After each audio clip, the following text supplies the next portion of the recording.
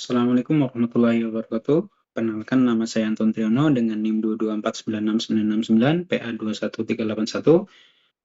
Di sini saya akan melaporkan hasil kemajuan penelitian saya terkait radiolabeling dan studi in silico turunan pirazolina berbasis thiofena atau PZS dengan iodium 131 untuk dual probe diagnostik kanker payudara.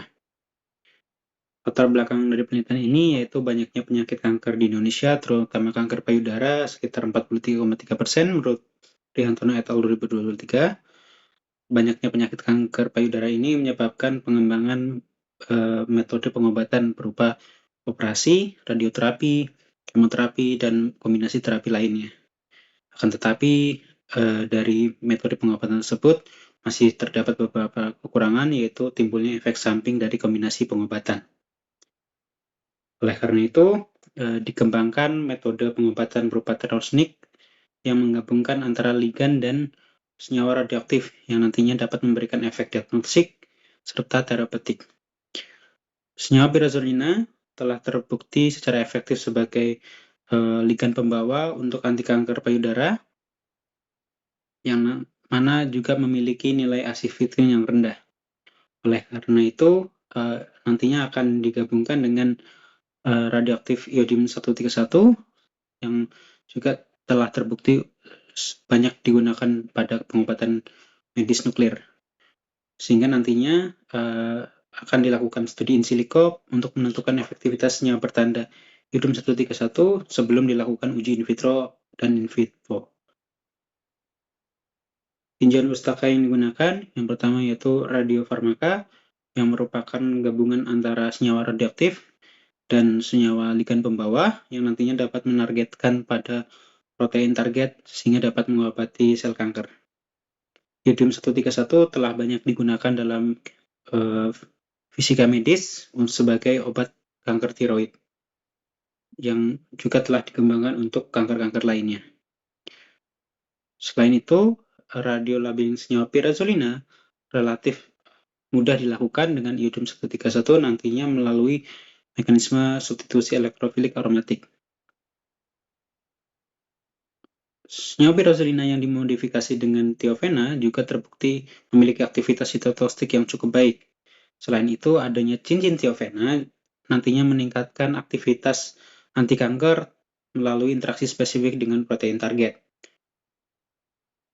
Oleh karena itu, analisis interaksi pirazolina dan iodium pirazolina nantinya dapat dilakukan menggunakan molecular docking, sehingga nanti dapat divalidasi apakah dari modifikasi struktur ini akan berpengaruh terhadap protein target berupa FGR, HER2, dan protein lain sebelum dilakukan pengujian lebih lanjut. Tujuan penelitian ini yaitu melakukan desain senyawa kandidat radiofarmaka yang dapat digunakan sebagai diagnostik kanker payudara dari turunan pirazolina berbasis thiofena. Yang kedua, menentukan kondisi optimal dari radiolabeling turunan pirazolina berbasis thiofena menggunakan iodium 131. Yang ketiga, mengevaluasi interaksi dan ikatan iodium 131 pirazolina terhadap molekul target untuk kanker payudara.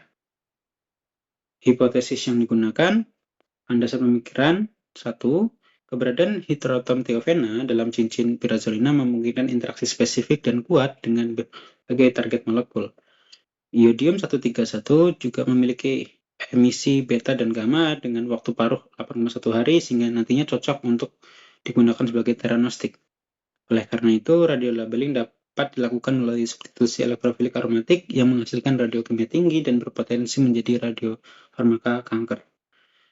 Maka diperoleh hipotesis yang pertama, yaitu jika turunan pirazolina yang mengandung heteroatom thiofena dilakukan radiolabeling dengan iodium 131 melalui reaksi substitusi elektrofilik aromatik, maka akan diperoleh senyawa radiofarmaka dengan kemurnian radiokimia yang tinggi dan potensi sebagai agen terapeutik kanker karena adanya interaksi spesifik dari cincin thiofena dan sifat emisi beta gamma dari iodium 131.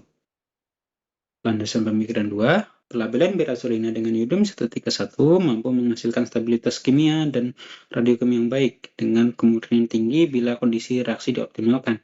Hasil uji in silico pirazolina tanpa radiolabeling juga menunjukkan interaksi kuat dengan protein target HER2 sehingga pirazolina PZS tertanda iodium 131 berpotensi besar sebagai radiofarmaka teragnostik.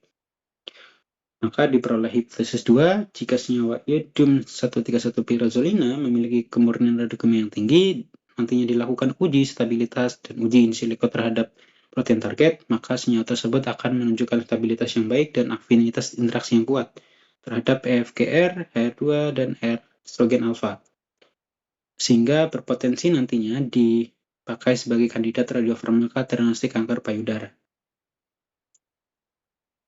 Ancaman penelitian yang digunakan, yang pertama adalah desain dan sintesis senyawa pirazolina, yang kedua adalah code labeling senyawa hasil sintesis, yang ketiga adalah optimasi radio labeling senyawa turunan pirazolina berbasis tiofena dengan radioisotop 131, yang keempat yaitu uji in silico senyawa pirazolina terhadap molekul target sel kanker payudara.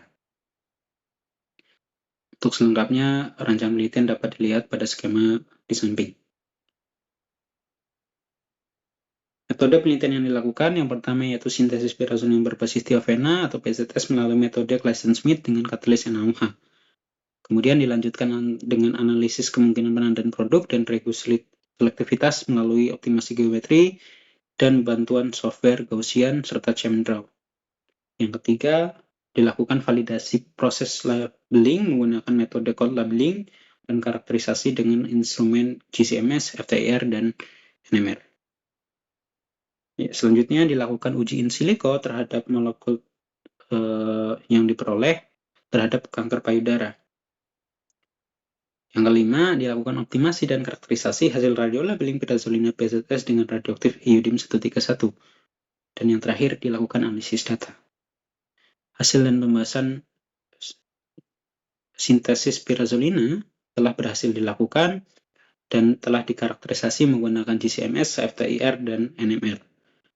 Berikut merupakan data GC-MS dan FTIR. Dari hasil sintesis diperoleh produk pirazolina berwarna kuning dengan kemurnian 97,11% dengan titik leleh 148 hingga 149 dengan waktu retensi 39,02 menit dan massa molekul sebesar 364,46 gram per mol. Dapat dilihat pada grafik GC-MS bahwa massa molekul yaitu 364 dan pada FTIR telah sesuai, yaitu gugus fungsi CSP3 untuk bagian metoksi berwarna biru dan gugus ether serta gugus C rangkap 2N dan gugus CN untuk cincin pirazolina, dan terdapat gugus fungsi CS pada panjang gelombang 748. Kemudian berikut terkait puncak HNMR untuk senyawa pirazolina. Telah teridentifikasi 12 jenis atom pirazolina yang sudah sesuai dengan spektra yang ada.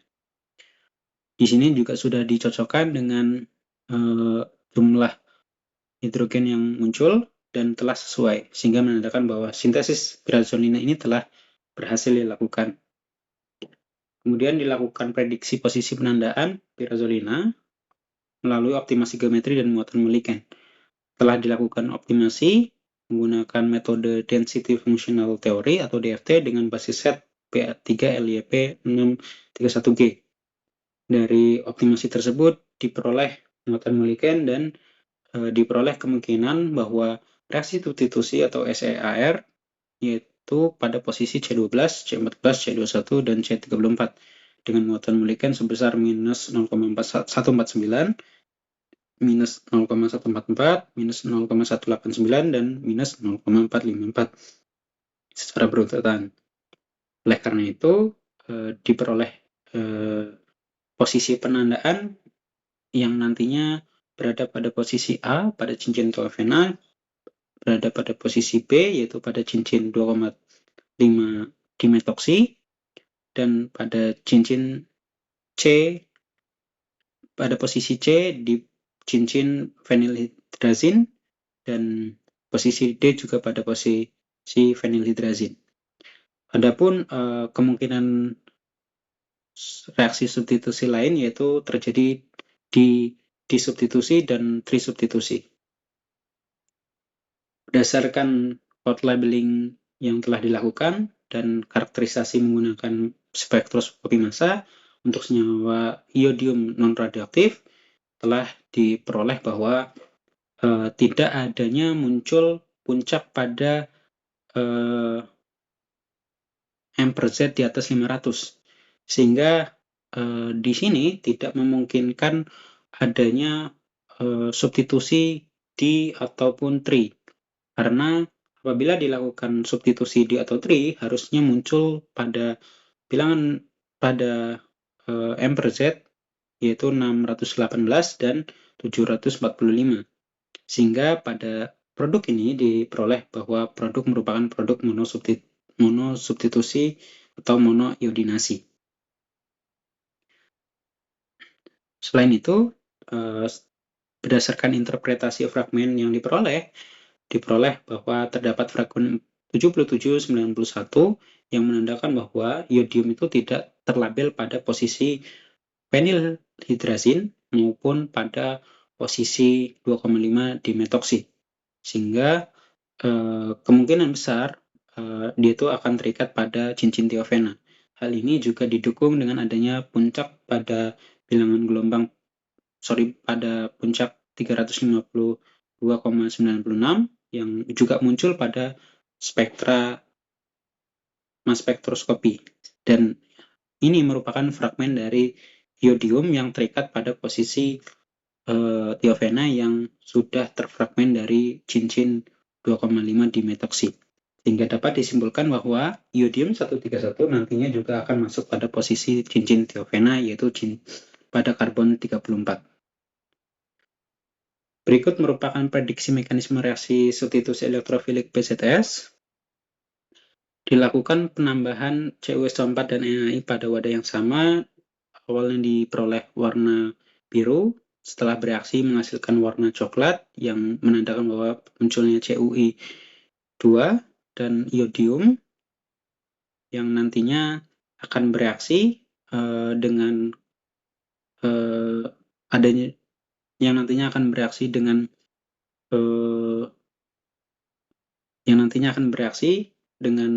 pirazolina.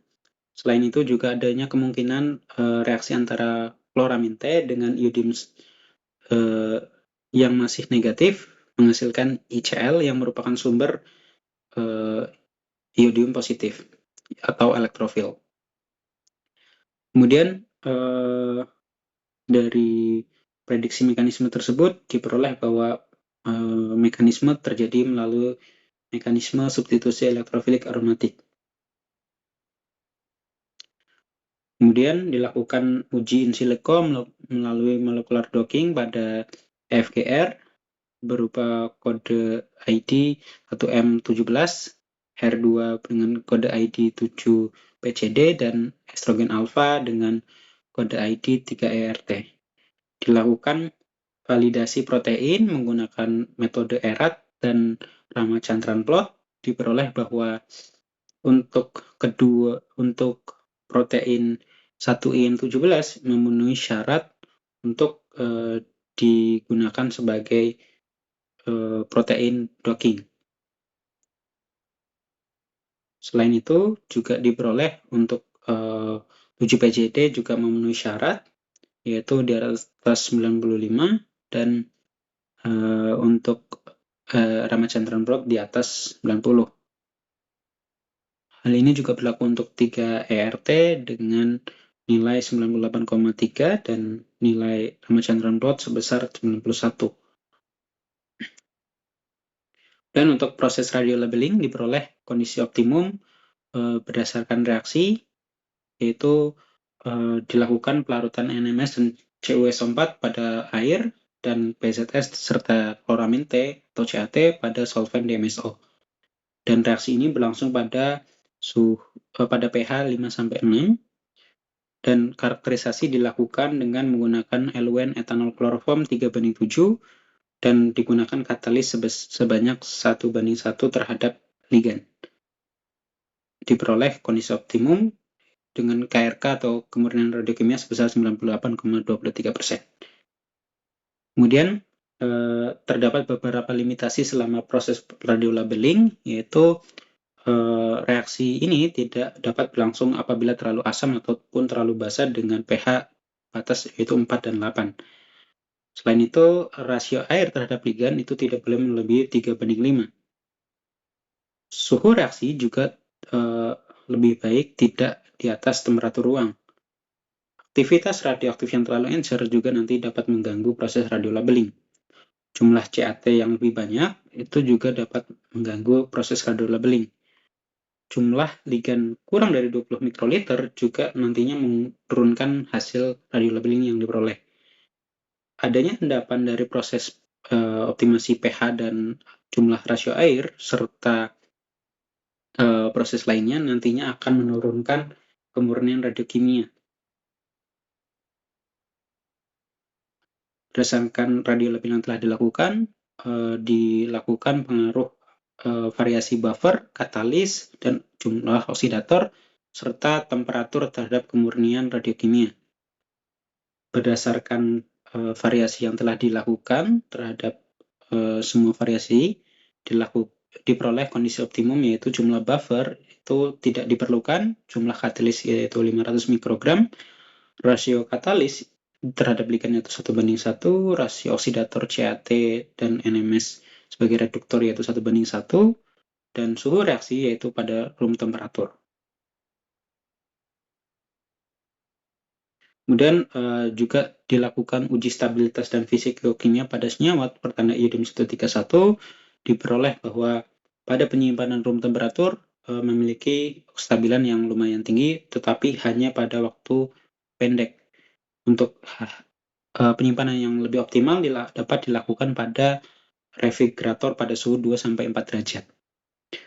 Fisikokimia dari iodium 131 PZS ini diperoleh produk berupa cairan berwarna kuning kecoklatan dengan pH 5-6 yang memiliki lipofilitas 0,0951 dan binding plasma terhadap protein yaitu 92,819 plus minus 3,34%.